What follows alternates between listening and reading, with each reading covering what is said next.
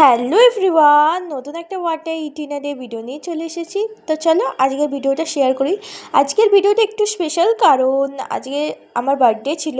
তো চলো বার্থডের দিন কী কী খেয়েছিলাম তোমাদের সাথে শেয়ার করি। সকালবেলা উঠেই তোমাদের সাথে শেয়ার করলাম যে একটা গোলাপ ফুল ফুটেছিল, দেন তারপর খেয়ে নিয়েছিলাম চিয়া সিড।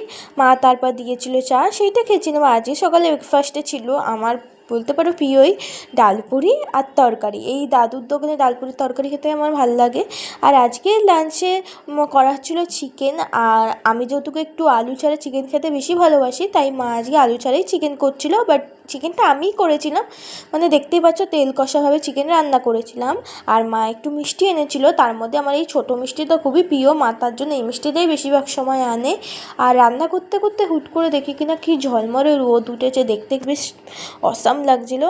দেন আজকে দুপুরে লাঞ্চের থালাটা তোমাদের সাথে শেয়ার করি। ভাত, লেবু, পেঁয়াজ, চিকেন কষা আর পাঁচমিশের তরকারি, এই দিয়ে লাঞ্চ কমপ্লিট করেছিলাম। সন্ধেবেলা খেয়ে নিয়েছিলাম একটু চা। দেন মাকে বলছে একটু লেবু আর জলজিরা দিয়ে জল করে দিতে, মা সেটাই করে দিয়েছিলো, সেটাই খাচ্ছিলাম। আর রাতেও সেমই ডিনার ছিল। অবশ্যই জানিও কেমন লাগলো আজকের ভিডিওটা। সবাই ভালো থেকো, সুস্থ থেকো, বাই, সি ইউ।